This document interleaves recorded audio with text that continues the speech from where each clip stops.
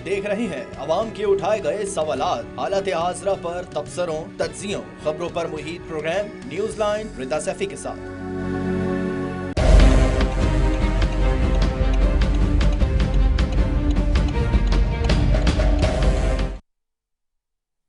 अस्सलाम वालेकुम, मैं हूँ रिदा सैफी। नाज़रीन, अफसोस कि सियासत में मुल्क की इस्लामियत को भी भुला दिया। सियासतदान माशरे का रोल मॉडल हुआ करते हैं, लेकिन कल पंजाब असेंबली के बजट सेशन में और आज सिंध असेंबली के बजट सेशन में होने वाली हंगामा आराई ने हमारे सियासी शऊर पर सवालिया निशान खड़ा कर दिए हैं। मुल्क की मईशत और सियासत एक दूसरे से जुड़े होते हैं।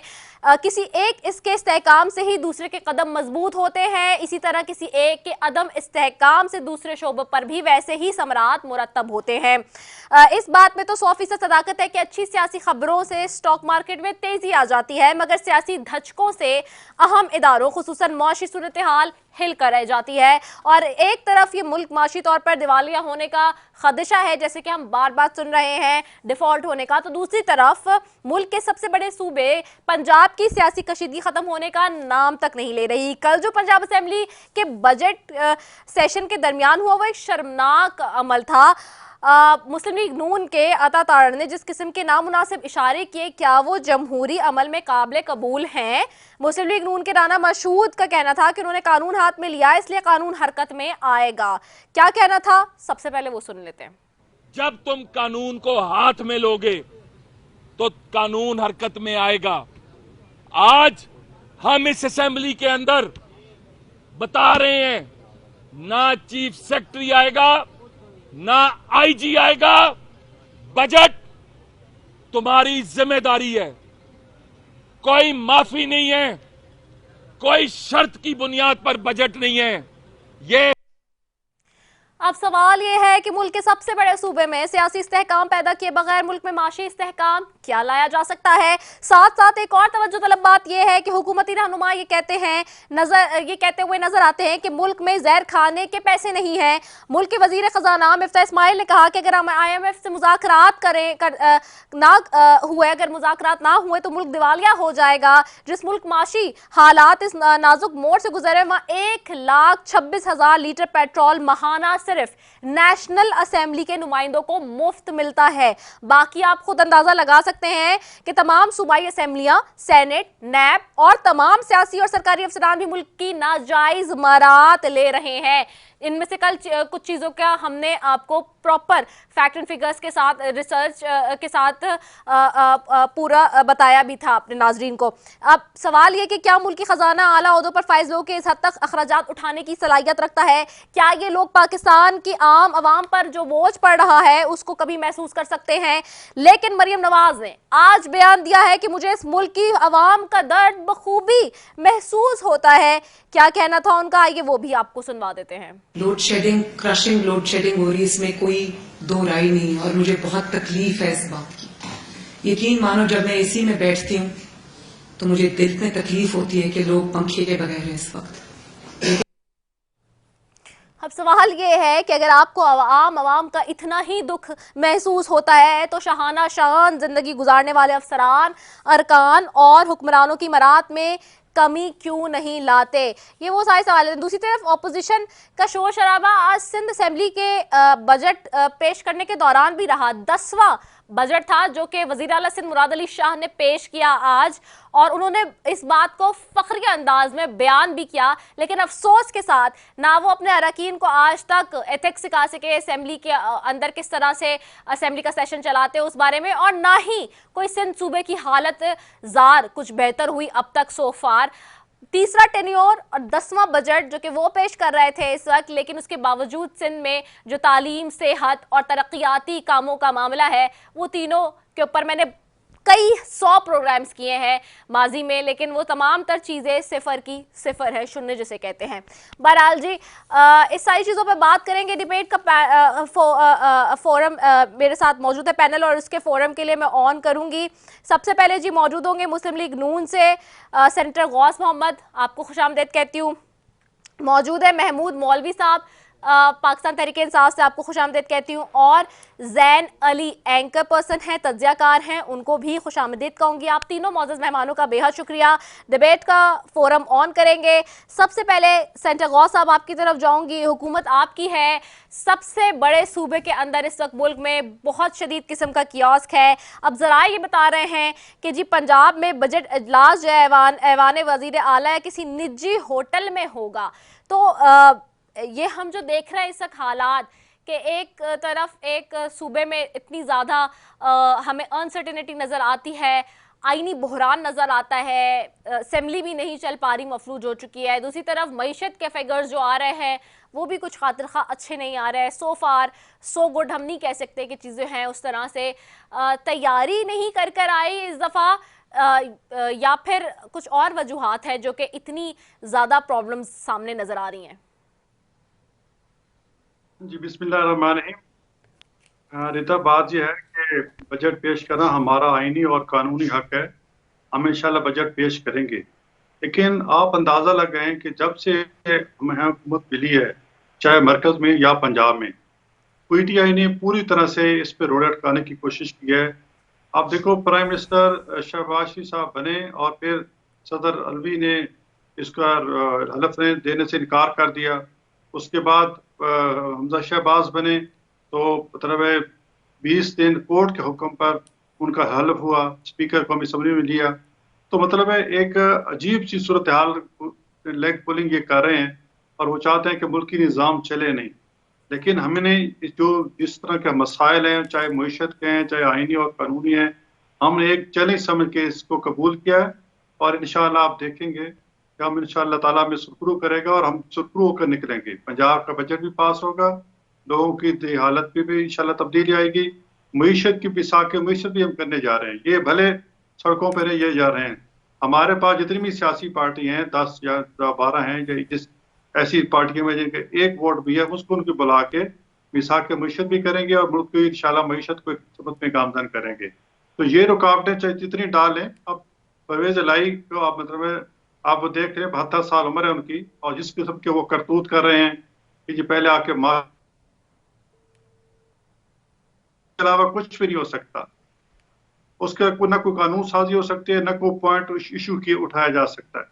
लेकिन वो एक अना बना के, जिद बना के जी मैं स्पीकर हूँ, और उनके ये भी पता है कि जब इनकी अभी जो बाई इलेक्शन हो रहा है उसके रिजल्ट आ गया तो इंशाल्लाह हमें यकीन है कि हमारे नून ही जीतेगी। तो उसके बाद इनका कोई चांस नहीं है, इनके खिलाफ नो कॉन्फिडेंस आएगी और ये फारिग हो जाएंगे।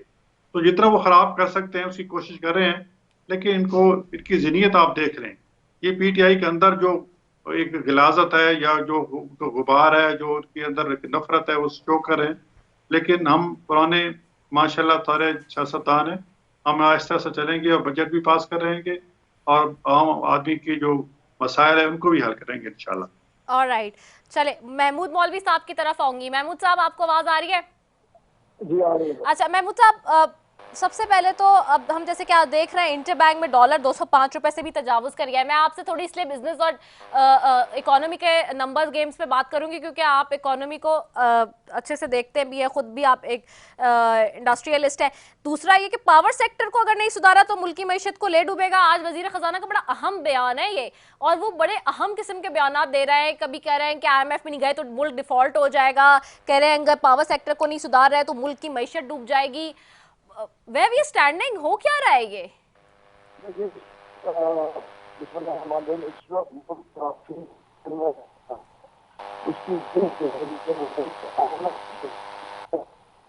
बिल्कुल भी आवाज नहीं आ रही है महमूद साहब की। ठीक है,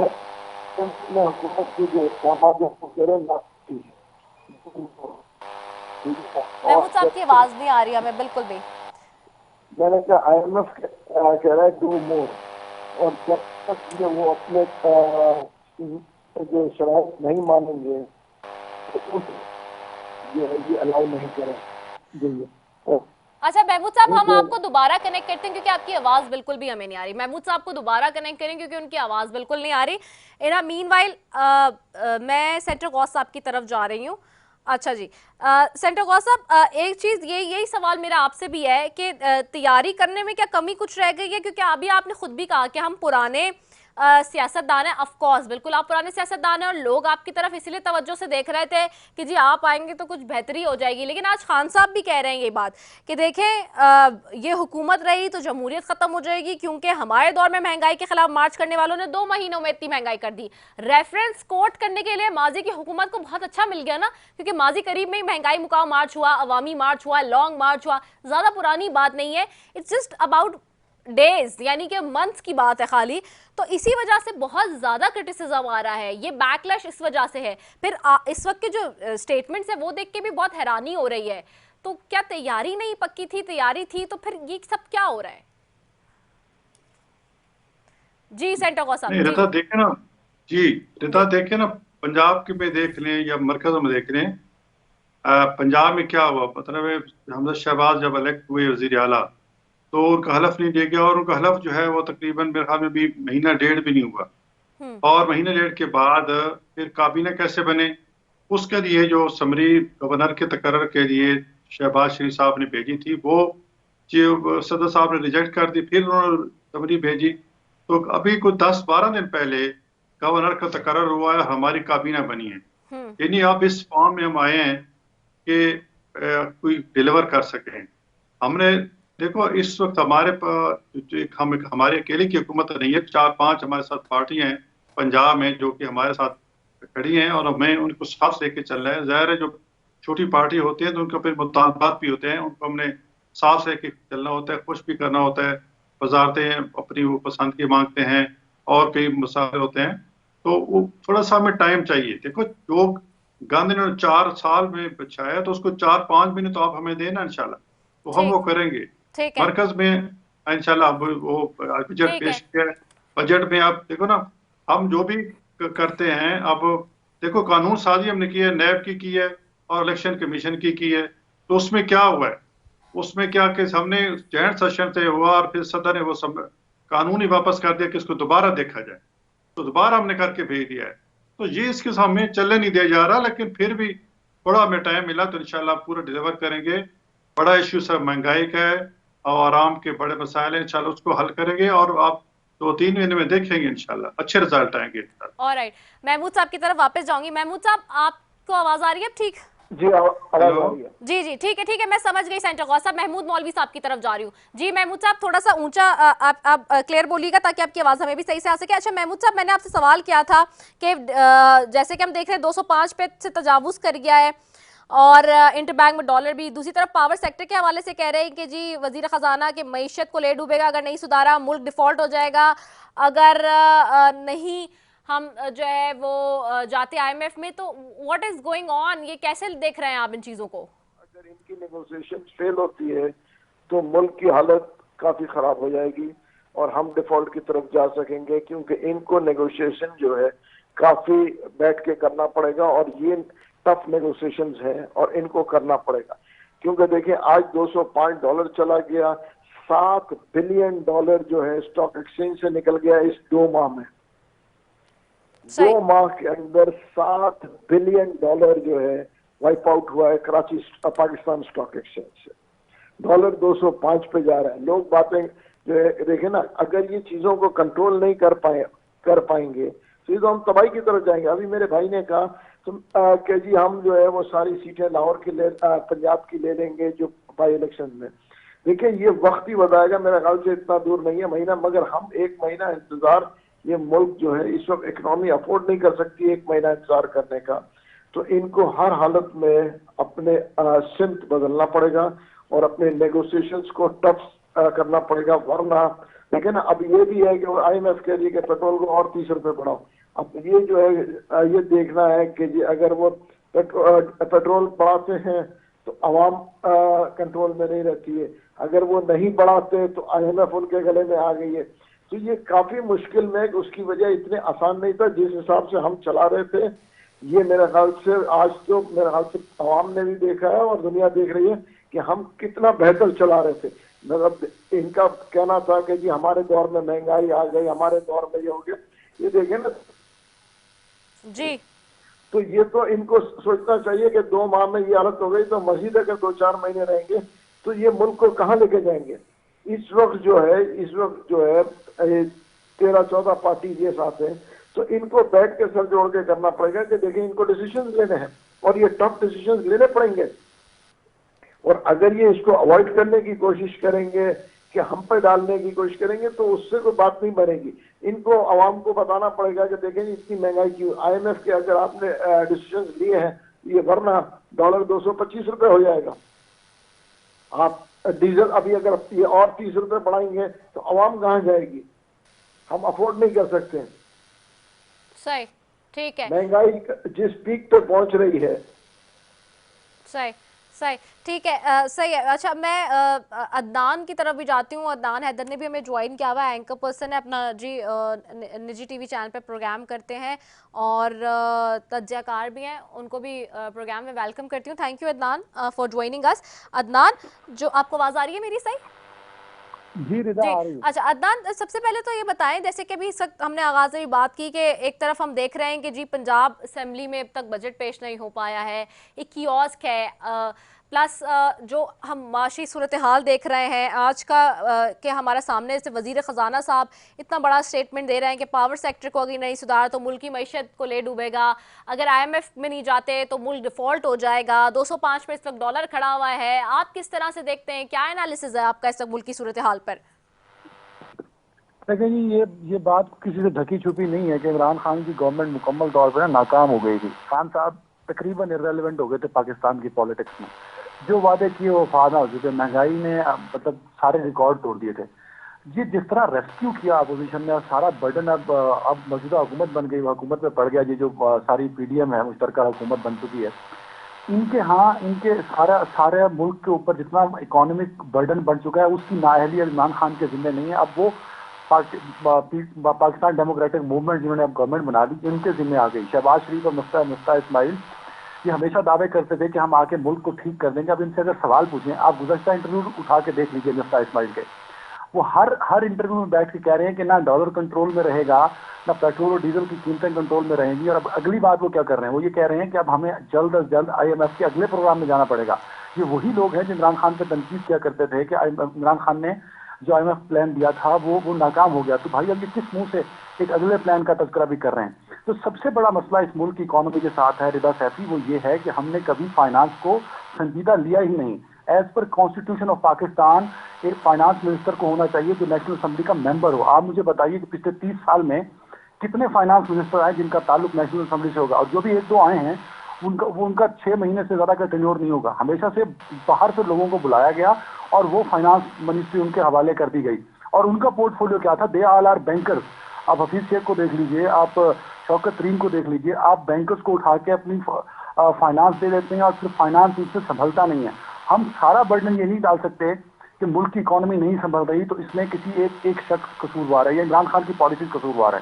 ये कतन ज्यादती होगी, सरासर ज्यादती होगी, क्योंकि इमरान खान की पॉलिसीज तो 2.5 महीने में खत्म होगी। 2.5 महीने के बाद इन्होंने क्या किया, इन्होंने उन्हीं पॉलिसीज को इंडोर्स किया, उन्हीं पॉलिसीज को इम्प्लीमेंट किया। अब ये नए प्रोग्राम की जानिब जा रहे हैं और नए प्रोग्राम में ये नहीं कह रहे कि हम पेट्रोल और डीजल को वापस लेके आएंगे, हम डॉलर को वापस लेके आएंगे। तो ये जो जितना कुछ आपको नजर आ रहा है सामने, ये मुल्क को तबाही के दहाने पर लेके जा रहा है और इसकी जिम्मेदारी सिर्फ और सिर्फ पाकिस्तान मुस्लिम लीग नून पर होगी। क्योंकि PDM में आप देखिए कि मौलाना फजल रहमान की पार्टी वो साइड लाइन हो गई, हाउसिंग मिनिस्ट्री लेके, पीपल्स पार्टी क्लाइमेट चेंज और फॉरेन मिनिस्ट्री लेके साइड पर हो गई। अब सारा बर्डन पाकिस्तान मुस्लिम लीग नून के ऊपर है।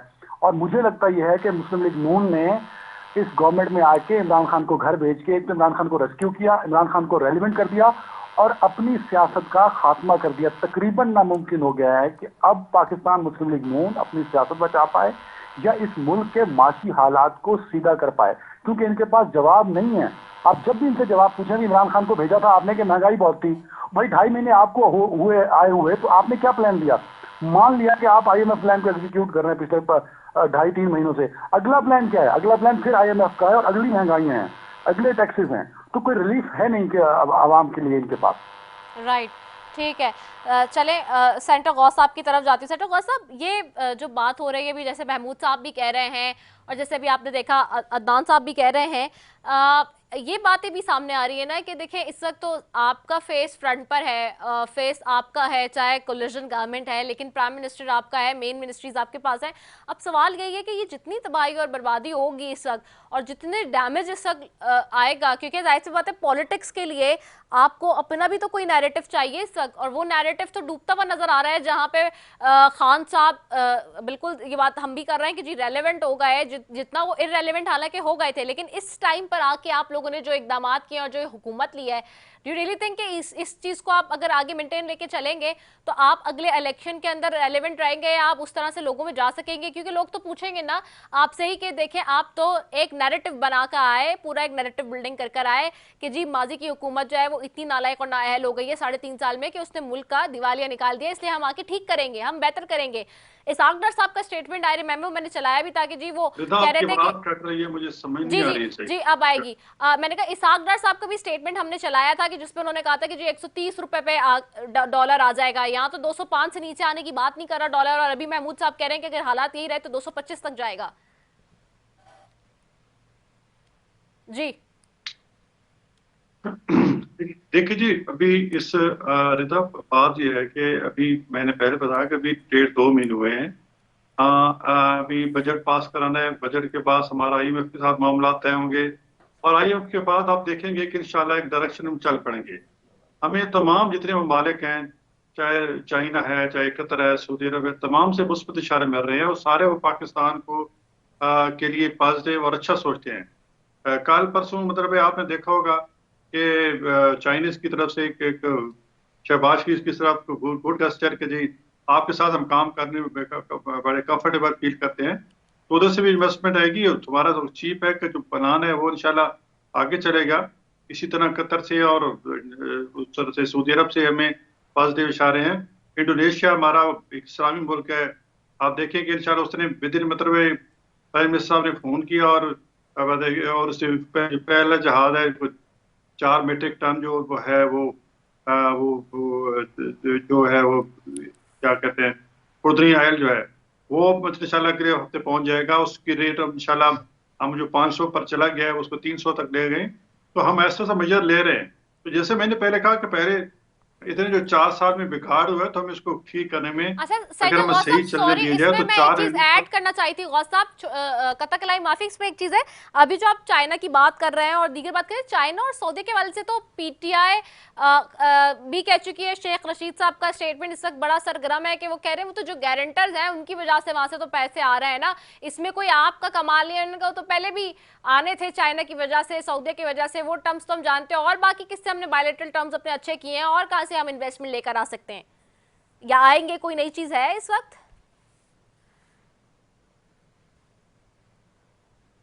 नहीं देखो, अब चाइना की तरफ से जो एक चाइना मतलब एक सुपर पावर है, और उसकी तरफ से वो कहा गया कि हम शहबाज शरीफ के साथ कंफर्टेबल हैं और मामू के साथ आगे चलेंगे, तो ये एक पॉजिटिव साइन है, बंदे की क्रेडिबिलिटी होती है।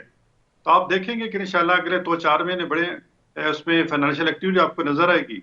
हमारे जो जहां सी पैक रुक गया था, अब इंशाल्लाह इसे चल पड़ेगा, ठीक है, और हमारा मुल्क आगे तरक्की करेगा। PTI क्या है? PTI सिवाय झूठ के उनके पास कुछ भी नहीं है। ओके ठीक है, मैं महमूद साहब आपकी तरफ भी आऊंगी, एक और चीज बड़ी हमने जी ये कर दिया वो कर दिया। जी जी अभी रशियन एम्बेसडर ने जो बयान दिया है, आपके ख्याल में इनके मुंह पे तमाचा है, उसमें हमारे साथ कोई तेल का मुआहदा नहीं किया, ना उस पर बात हुई है। तो ये एक मतलब सिवाय 86 पॉइंट स्कोरिंग के और सिवाय सोशल मीडिया के कोई ये काम कर नहीं सकते। तो 4 साल में कोई एक बता दें कि हमने फला अच्छा काम किया है, और तो कि जी हमें ये फलाम मेगा प्रोजेक्ट जो शुरू किया है, तो ये आगे चांस चलेगा। बल्कि जो कल एक स्कैंडल नया इनका है कि मलिक रियाज का जो पैसा लंदन में पकड़ा गया था, जो मनी लॉन्ड्रिंग के जरिए, हुकूमत पाकिस्तान ने इस वापस आके पाकिस्तान में जो ले लिया था वो मलिक रियाज को दे दिया था, और उसके बदले में आज तो डॉक्यूमेंट्स सोशल मीडिया पे आ गया है कि उसके बदले में 538 कनाल जमीन जो है बुशरा बीबी ने जो ट्रस्ट बनाया हुआ था, तो वो उसके बदले में जमीन ले ली है। तो ये तो इनका हाल है। तो ये कहते हैं कि हम मुल्क तुम्हारा तरक्की कर रहा था और ये कर रहा था वो कर रहा था। अभी तो ये स्टार्ट है। हम तो अपने करते हैं कि हम अच्छा डेवलप करें, अच्छी कारकर्दगी दिखाएं, उस सही तरफ हमारी तवज्जो है। सही। अगर इनके सिकंदर की तरफ जाएं तो इनको मुंह दिखाने की जगह नहीं मिलेगी इंशाल्लाह। ओके। तो हम इंशाल्लाह इस अभी पे 2-4 महीने दें, सब कुछ इंशाल्लाह ठीक हो जाएगा, डॉलर भी ठीक, वापस आ दो जाएगा। चार महीने में जिस ठीक हो दिन जाएगा। हमारा ठीक है ये गौस साहब, एग्रीमेंट हो मुझे गया, ब्रेक पे जाना आप है साहब, देखेंगे कि मुझे डॉलर ब्रेक पे वापस जाना है, आएगा कमर्शियल इंशाल्लाह। ब्रेक पे जाना है। मैं इसी पे ये जो आपने बात छेड़ दी है खास तौर पे कि जी जो डॉक्यूमेंट आ गया है उसका भी बड़ा जिक्र चल रहा है। मैं महमूद साहब से भी इसका जवाब लूंगी और अदनान साहब की तरफ भी जाऊंगी, लेकिन एक ब्रेक पे मैं जा रही हूँ अभी फिलहाल। शॉर्ट कमर्शियल ब्रेक है जी, will be right back after it, stay tune.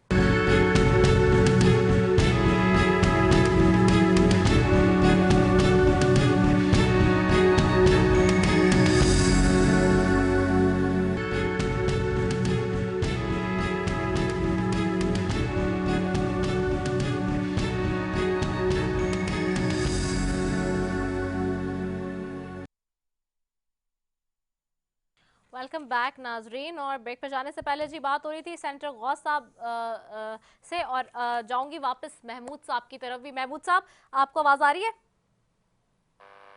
जी महमूद साहब, आपको आवाज आ रही है?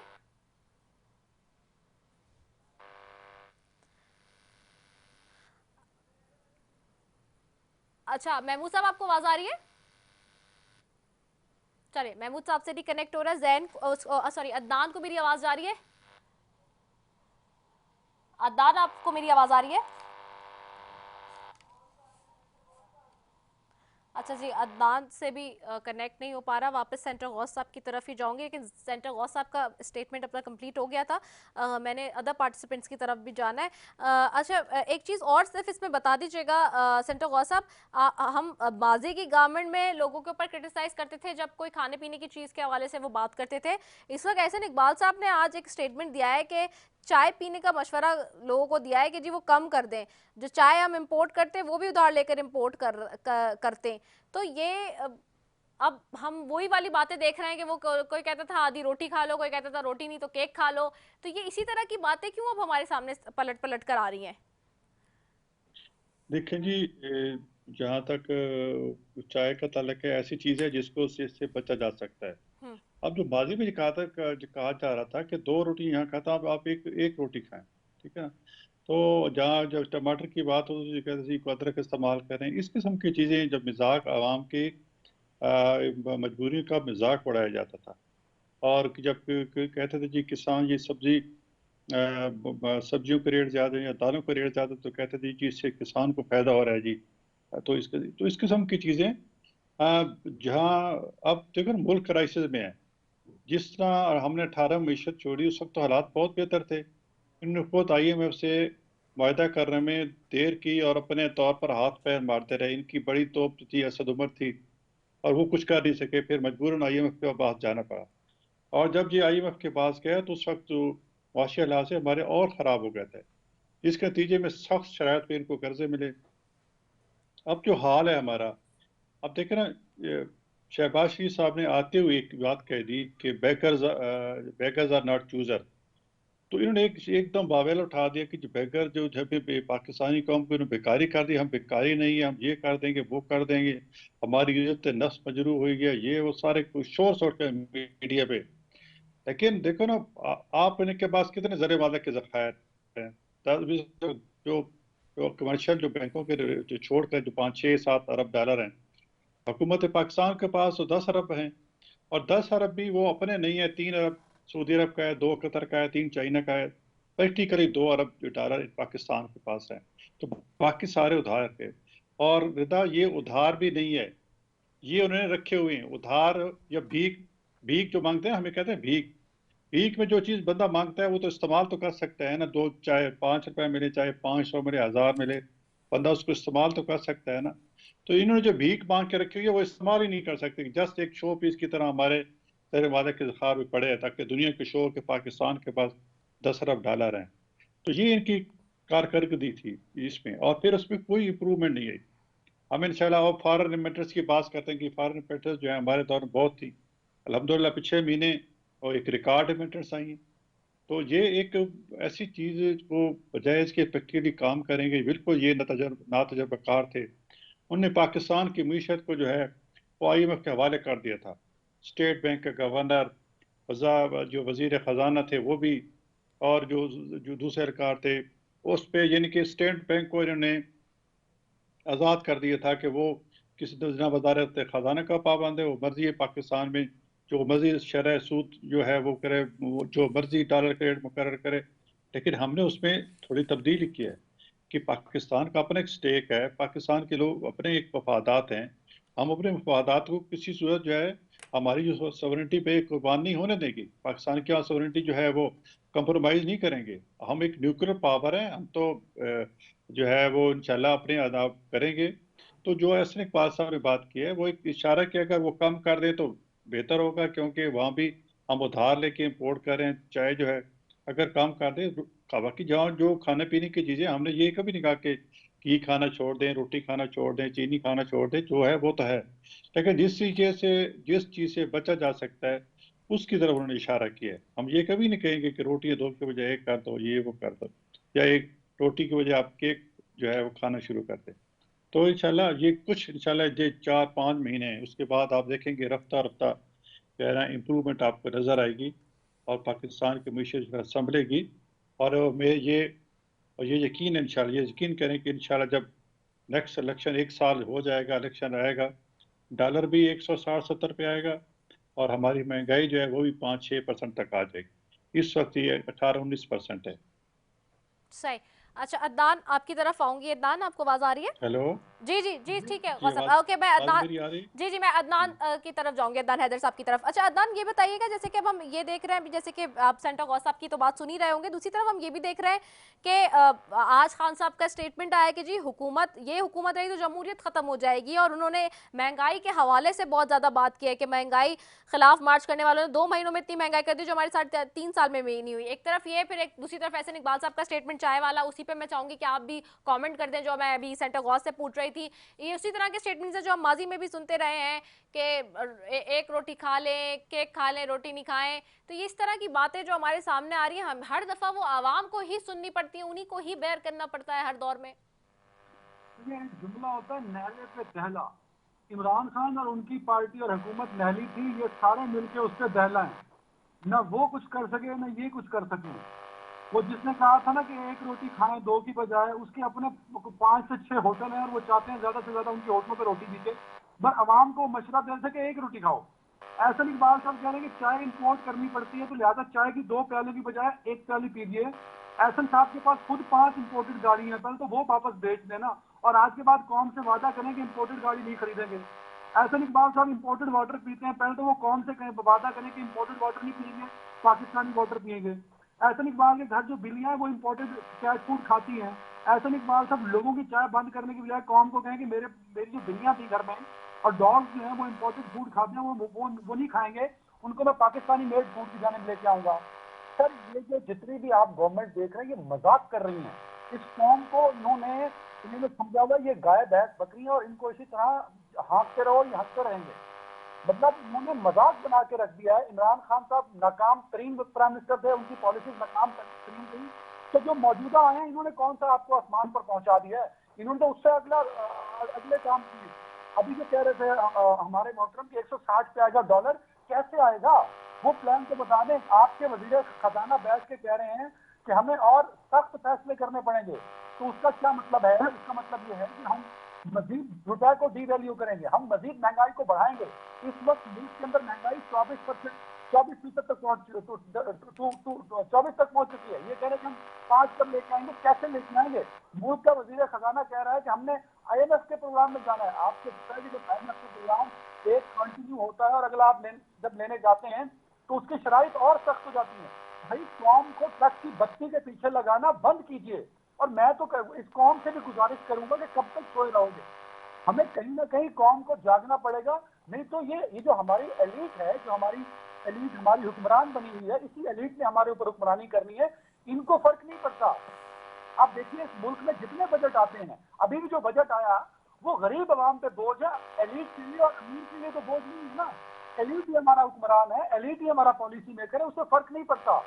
तो ये आम आवाम को उठना पड़ेगा, कहीं ना कहीं आम आवाम को ही सोचना पड़ेगा। लेकिन अफसोसनाक बात यह है कि इस मुल्क में इमरान खान भी अवाम का लीडर नहीं है, गरीब का, शहबाज शरीफ भी नहीं है, आसिफ जरदारी भी नहीं है। हर कोई पर्सनल पॉलिटिकल इंटरेस्ट की खातिर इस मुल्क में डंग टपाऊ काम चला रहा है। तो इस मुल्क का मेरा ख्याल में खुदा हाफिज है। ये मुल्क और इस मुल्क के जो माशी मसाइल हैं वो तकरीबन हल होने वाले नहीं है। हम बहुत तनकीद करते हैं शब्बर जैदी पे, आप कभी शब्बर जैदी को बिठाइए और उसके फैक्ट को चैलेंज कीजिए। पाकिस्तान बैंक करप्ट हो चुका है। पाकिस्तान के रिजर्व देख लीजिए, वो खुद बता रहे हैं और वो सही बता रहे हैं सेनेटर साहब कि वो जो रिजर्व है उसमें से भी हमने 7 अरब जो है वो मांग कर रखा हुआ है। तो हमने अपनी कौम को तकरीबन एक ऐसे लॉलीपॉप का सहारा दिया हुआ है और इससे होना कुछ नहीं। महंगाई मजीद बढ़ेगी और कहीं ना कहीं पॉलिटिकल डैमेज पाकिस्तान मुस्लिम लीग नून का होगा, क्योंकि PMLN शायद गलत कार्ड खेल बैठी और उन्होंने इमरान खान साहब को तकरीबन रेस्क्यू कर लिया इस मुश्किल हालात में। और जो गलत फैसले इमरान खान साहब ने किए उनका सारा बर्डन अब PMLN पे है। आप देखिए ना, इमरान खान से सवाल नहीं पूछा जाता, मिर्जा इस्माइल से सवाल पूछा जाता है इस महंगाई का, शहबाज शरीफ से सवाल पूछा जाता है इस बुरे माशी हालात का। तो देयर इज ह्यूज कंफ्यूजन। मेरे ख्याल में अब शायद इस कौम को फैसला करना होगा, क्योंकि सियासतदान तो गोगे आप जो गए बस। सही। सेंटर गौस साहब आपकी तरफ आऊंगी वापस। सेंटर गौस साहब, ये जो इस वक्त हालात है वो तो एक तरफ है। अच्छा, दूसरा गवर्नेंस के मामलात में भी हम देख रहे हैं दोबारा से अगेन कि कुछ इंटरवीन हमें देख रहे हैं सुप्रीम कोर्ट को करना पड़ रहा है सारी चीज़ें। आज जैसे कि ECL वाले मामले के ऊपर भी कहा गया है कि जी वजारत दाखिला से इजाज़त लेके वो लोग जाएंगे जिनका नाम ECL लिस्ट में था। अब ये वही वाले इशूज़ हैं जो कि आप लोग पहले उठाते रहे जब खान साहब की गवर्नमेंट थी कि जी गवर्नेंस के इशूज़ भी हल नहीं हो रहे, और खान साहब खुद भी कहते रहे कि जी गवर्नेंस के मामला जब इशू नहीं कर पाती हुकूमतें तब कोर्ट्स के अंदर मामला जाते हैं। तो ये इतनी जल्दी क्या पेश आए कि विद इन अभी आप खुद कह रहे हैं 1.5 महीने 2 महीने के अंदर अंदर इतने सारे लोगों के नाम निकाल दिए गए आनन फानन बगैर चेक किए ECL के अंदर से भी, आज कोर्ट इंटरवीन करिए इसमें? नहीं, मेरे ख्याल में एग्जीक्यूटिव का काम जो होता है एग्जीक्यूटिव करना चाहिए। और वो हर कोई देखो 73 का आइन है, जिसका जो इख्तियार है उसको उस तरह इख्तियार पर इस्तेमाल करना चाहिए। अब जो कोर्ट का है वो कोर्ट करे, जो एग्जीक्यूटिव का है वो एग्जीक्यूटिव करे, जो सिक्योरिटी फोर्सेस का है वो अपना रोल करें। मेरे ख्याल में ये इस तरह कोई, हम जिम्मेदार सियासी जमातें हैं और तमाम जिम्मेदार सियासी जमातें इस वक्त इक़्तिदार में हैं, चाहे पीपल्स पार्टी है, JUI है, ANP है, दूसरी है, तो सारे जिम्मेदार जो 40-40 साल से 50-50 साल से सियासत कर रही हैं, उनसे ये करना कि आपने बंदे को गलत निकाल दिया, ज़्यादा निकाल दिया, जो उन्होंने पोलिटिकल विक्टिमाइजेशन के लिए डाले हुए थे उनका नाम ज़रूर निकला है। और ये नहीं कि जिस तरह आप फरमा रहे हैं कि जी बहुत ज़्यादा बंदे निकल गए, ऐसी बात नहीं है। अब देखो आहिस्ता आहिस्ता चीज़ें खुल रही हैं। FIA को आज जिस तरह कोर्ट का फैसला है कि FIA ने कहा कि हमें गिरफ्तारी चाहिए, उन्होंने कहा कि पहले आप जो जितना सा गिरफ्तार रहे हैं तो आपने क्या किया है उस पर, और बाकी कहा कि फलां फलां बंदे पेश शुरू हुए, तो उसने कहा जी फलां बंदे को आपने नोटिस भेजा है, किसी को नोटिस नहीं भेजा। तो सारा ये आखिर में इमरान खान को जब पता चला कि आप जी मेरे इक़्तिदार जाने वाला है, तो उसने FIA को इस्तेमाल किया और झूठे केस बना के जी ताकि उनको पता था कि शहबाज शरीफ आ जाएगा, तो ताकि शहबाज शरीफ जो है ना वो प्री कन्विक्शन हो जाए ताकि वो इक़्तिदार में आ ही ना सके, उससे सारा ड्रामा किया। और आज सारी साहब आप गुत्थियां कह रहे हैं जो कि ऐसा उन्होंने FIA को खुल इस्तेमाल रही हैं, किया, और वो सारे कह रहे हैं जो है कि अवाम के ECP को सामने आ रहा है। सेंटर साहब, सेंटर कतकलाई माफी, आप कह रहे हैं कि उन्होंने FIA को इस्तेमाल किया जाता था, वो कह रहे हैं कि ECP को आप इस्तेमाल कर रहे हैं। सब एक दूसरे पे एलिगेशंस दर एलिगेशंस ही लगा रहे हैं ना। इसमें आवाम के मसाइल तो नहीं लग रहे हैं कि हल हो रहे हैं, क्योंकि आपस की पॉलिटिक्स ही बस चल रही है इस सारे जमन में। तो नहीं, ऐसी बात नहीं है। हमने जो कितने बंदे निकाले हैं, हमें कुछ बंदे आप देखो। अगर मैं तो ये हैरान हूँ कि सुप्रीम कोर्ट ने क्यों जो है हमने कोई जो सिक्योरिटी फोर्सेस से रिलेटेड बंदे से जिन्होंने सिक्योरिटी फोर्सेस ने डाला हुआ था उसको कोई नहीं छेड़ा हमने। जाहिर है वो कोई ऐसे कोई मामलात हो गए जो कि हमारे मुल्क की सिक्योरिटी के लिए खतरनाक है, उनकी तो हमने बात ही नहीं की। ये सिर्फ पॉलिटिकल विक्टिमाइजेशन के तहत जिसको गिरफ्तार किया गया था। अब मुल्क का वजीर आज़म है, उसका नाम ECL में है, क्यों है? क्या वो मुल्क से बाहर नहीं जा सकता? या वजीर खारजा का या किसी मिनिस्टर का है तो हमें हुकूमत भी तो करनी है ना जी। तो उनके बंदे को जिन पे कोई कन्विक्शन नहीं हुई है और वो 6-6 महीने और 7-7 2-2 साल जेल में रहे हैं, तो खुदारा उनके नाम तो निकालने दें, उसको साबित नहीं हुआ। राना सनौले पे जो 5 किलो हीरोइन थी कुछ साबित हुई है?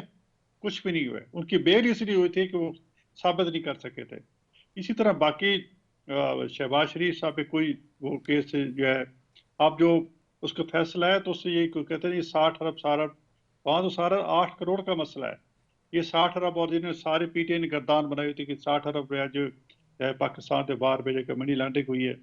आप फैसले में लिखा कि प्रैक्टिकली 8-10 करोड़ है, और वो भी साबित करना है कि जो बाहर गया है आया कानूनी तरीके से गया या मनी लॉन्ड्रिंग हुई है, वो भी साबित होना है। तो ये एक से एक बयानिया बना लिया जाता है पीटीआई की तरफ से कि फलां करप्ट है और फलां करप्ट है, लेकिन अल्हम्दुलिल्लाह 3-4 साल ये लगे रहे, कुछ साबित नहीं हुआ और आइंदा भी कुछ ये साबित नहीं होगा। बाकी ठीक। हम चाहेंगे कि जो आइन के जो दूसरी जो गवर्नेंस की बात की, देखो हमें पंजाब में जब हमारी हुकूमत स्टेबल हो जाएगी तो आप देखेंगे कि कम से कम पंजाब में जो है वो जो महंगाई है वो फौरन नीचे आएगी। सारा मसला जो आता मसला तो एक तो इंटरनेशनल मार्केट में रेट बढ़े हैं, और दूसरा पुअर गवर्नेंस है। हमें तो हुकूमत करने नहीं दी जा रही। इंशाल्लाह ये बजट के बाद आप देखेंगे और हमारा ये बाई इलेक्शन हो जाएगा, और हमें उम्मीद है कि इंशाल्लाह हमारे सारे बंदे जीत के आ जाएंगे, तो हम इंशाल्लाह पंजाब असम्बली में हमें वोट ऑफ कॉन्फिडेंस दे के हम फिर देखेंगे कि किस तरह ये चीज़ें जो रेट्स है नीचे नहीं आते, और महंगाई में कमी इंशाल्लाह होगी। लेकिन हमें हुकूमत करने दी जाए, हमें फ्री हैंड दिया जाए। जिस तरह परवेज इलाही साहब अब बजट इजलास ही बजट ही नहीं पेश करने दे जा रहे, मतलब एक नालायकी और नायरे की हद है, एक इंतकाम की हद है कि उस चूंकि वो वज़ीर आला नहीं बन सका तो उसने कहा मैं मुल्क जो पूरे पंजाब का सूबा नहीं चलने दूंगा। ये पाकिस्तान की हिस्ट्री में पहली दफा हो रहा है कि एक सूबे का जो स्पीकर है वो बजट ही पेश नहीं करेगा। लेकिन उसके लिए हमने कर लिया, इंशाल्लाह वो बजट पेश होगा, मंजूर भी होगा, और इंशाल्लाह अवाम के दुखों का मदावा भी करेंगे इंशाल्लाह। ठीक है, मैं वन लास्ट कमेंट इदनान आपसे भी इसी पे चाहूंगी कि आप भी इस पे बात कर लें। वन लास्ट कमेंट इसी पे चाहूंगी कि कर दे, खास तौर पे कि ये जो इस वक्त पंजाब असेंबली की भी सिचुएशन है, इसको भी आप कैसे देख रहे हैं? जी अदनान। अदनान, आपको आवाज आ रही है? हेलो। जी जी जी अदनान। हेलो। अच्छा जी, बिल्कुल भी आवाज नहीं आ रही। Again they are some technical glitches today. चलें जी, इसी के साथ अपनी मेजबान रसा फिक्र दीजिए इजाजत। पाकिस्तान जिंदाबाद।